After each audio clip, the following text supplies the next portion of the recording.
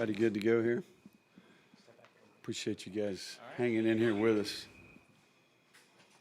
All right, we very fortunate today to have Les Snead here with us, General Manager of the Los Angeles Rams.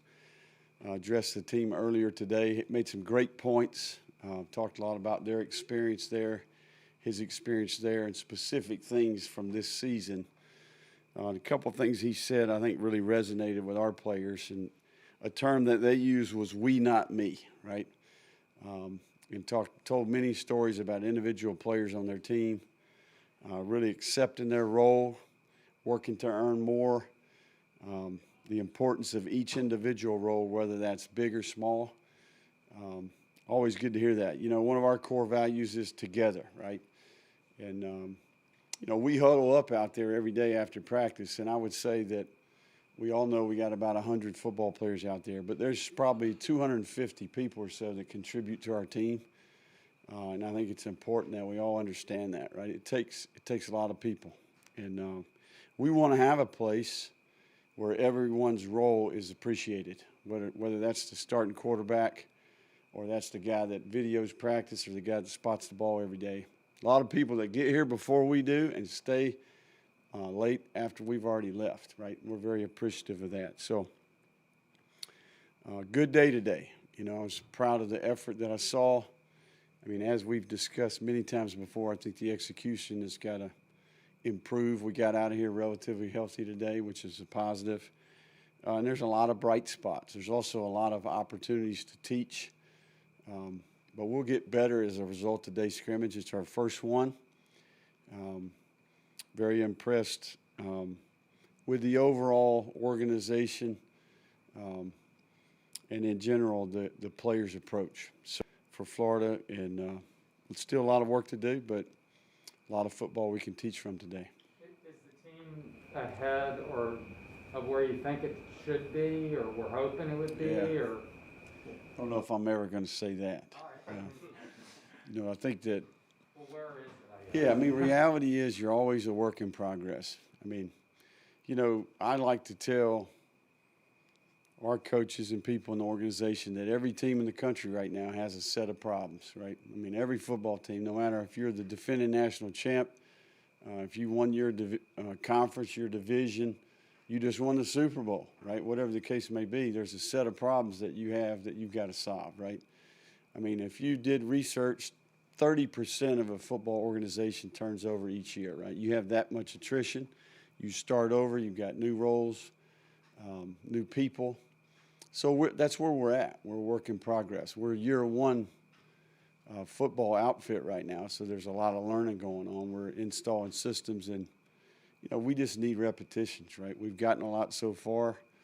We need more, and I don't think I would ever stand up here and say that that's not the case, right? So this is college football. It's a developmental game, and you got a new team every year. So we're going to work on ways to solve the problems that we do have. You have 3 guys get injured, scholarship players at a position that's already a little bit of thin. That throws a little wrench in your plans. But I would say this, Dante Zanders, right? Dante Zanders has moved from defensive line to tight end and has really done well. And there's no question in my mind that he not only is going to be able to play, but I think the guy can do his job, right?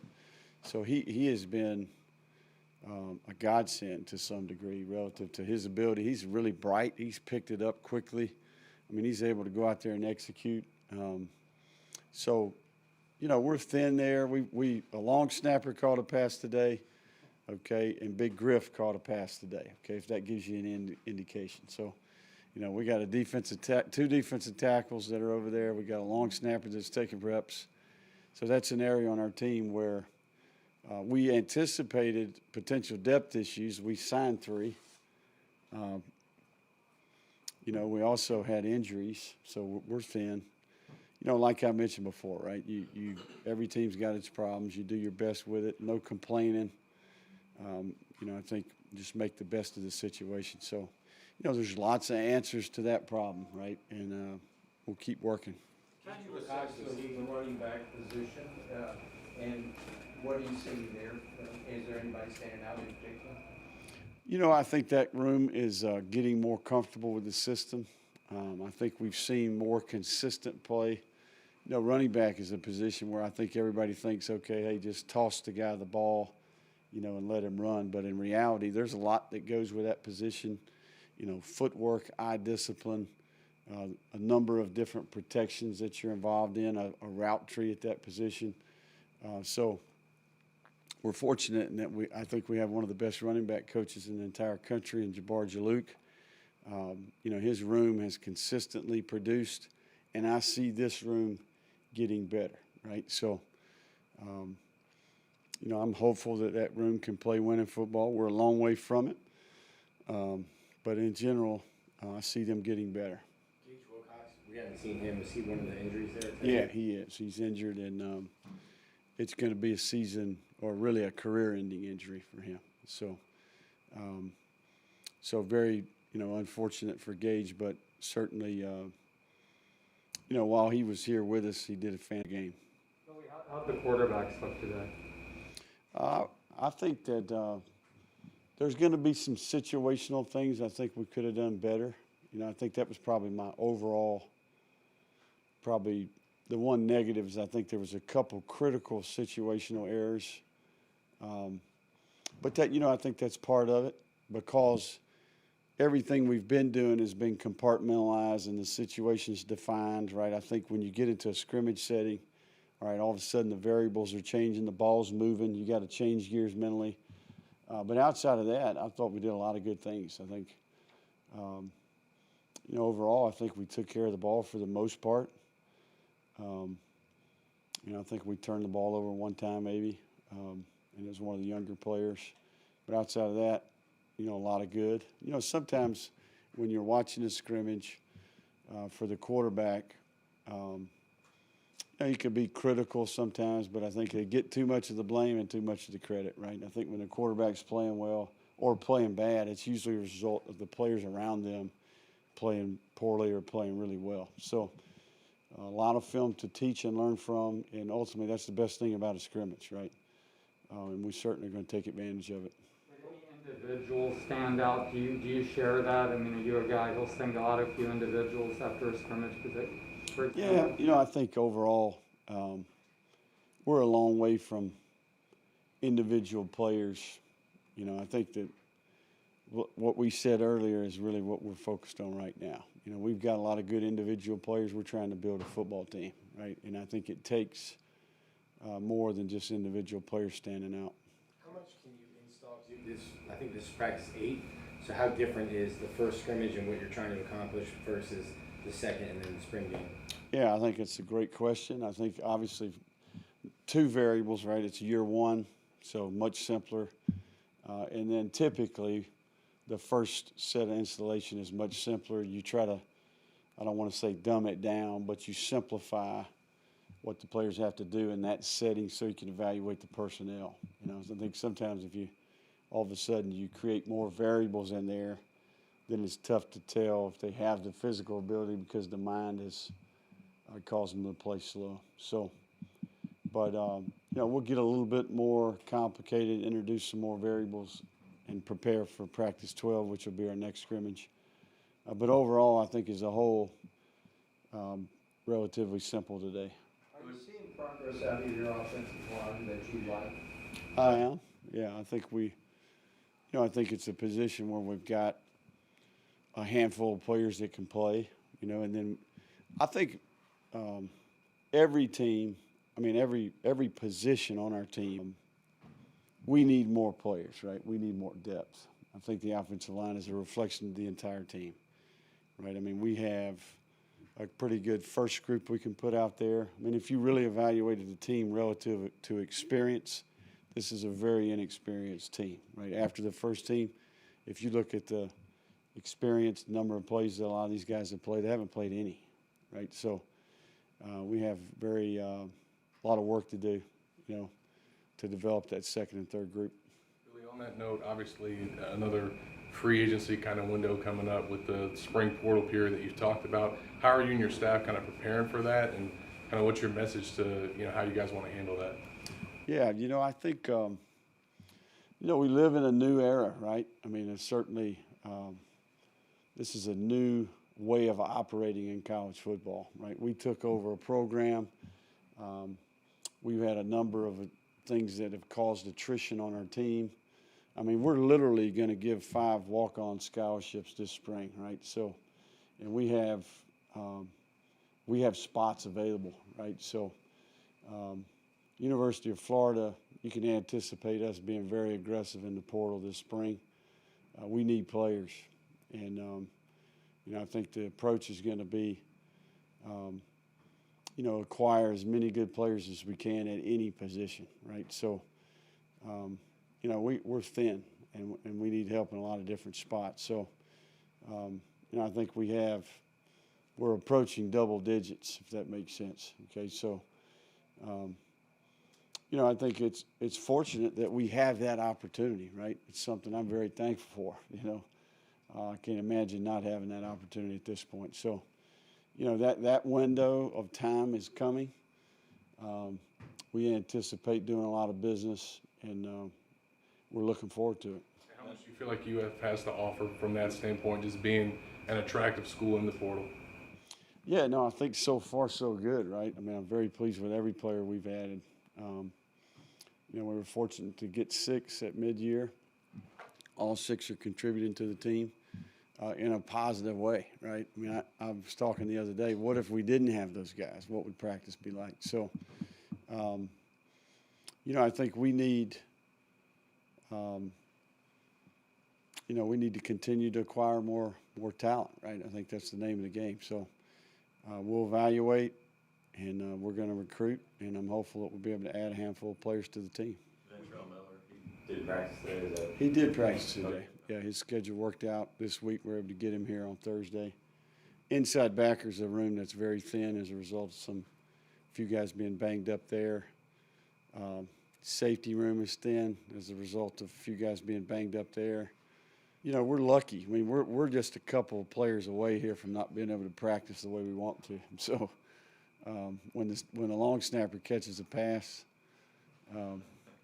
you're being creative to find a way to get it done. How did the inside linebackers kind of butt up in terms of physicality? We'll know a lot more when we watch the tape.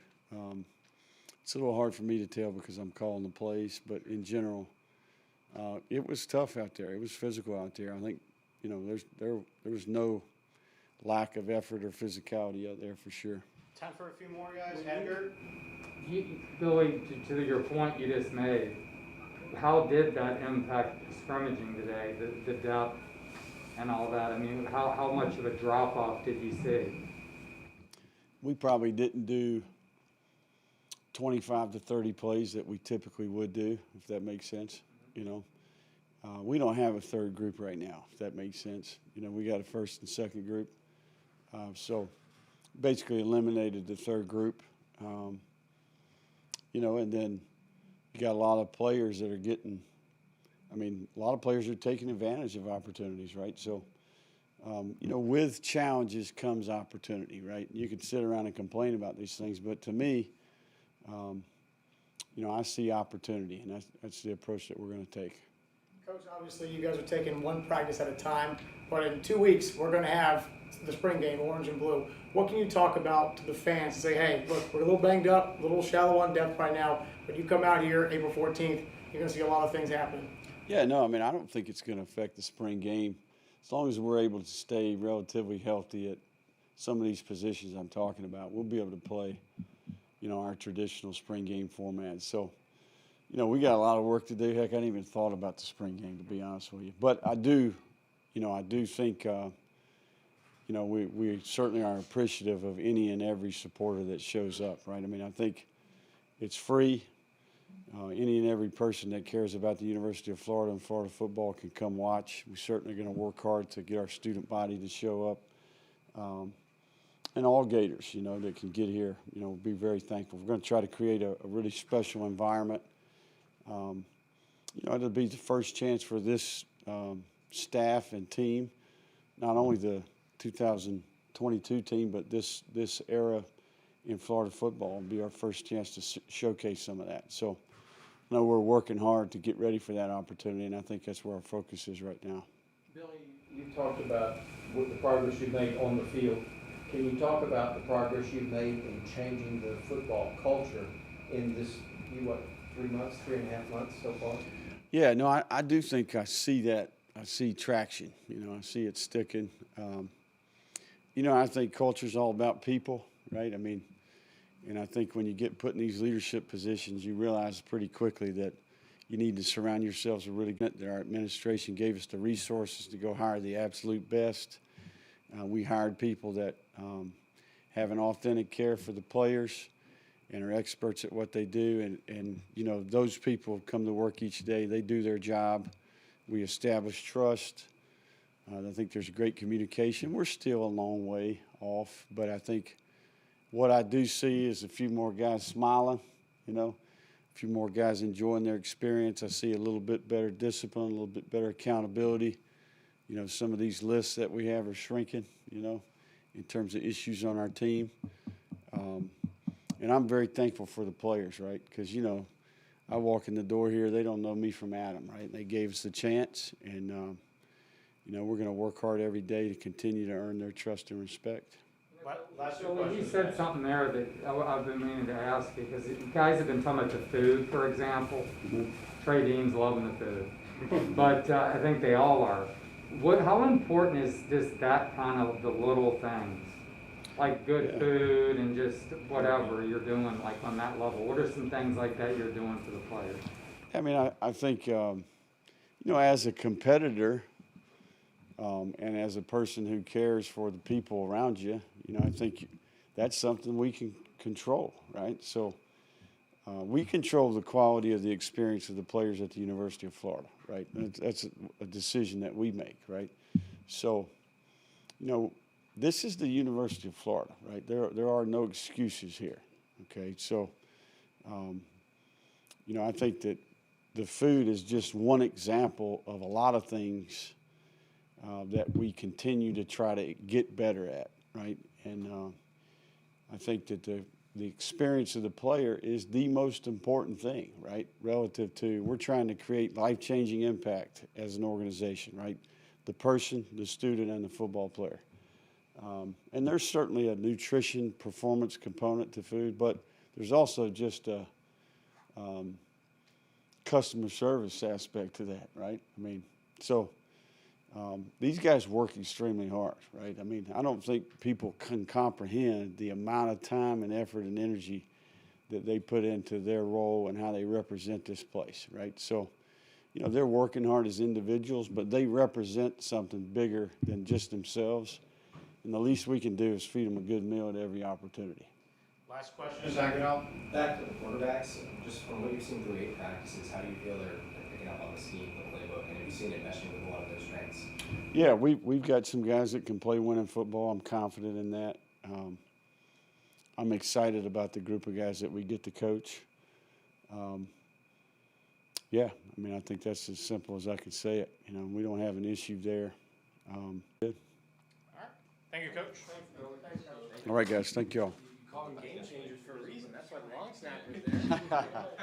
Yeah, no doubt. Thank y'all, man. Appreciate you being around.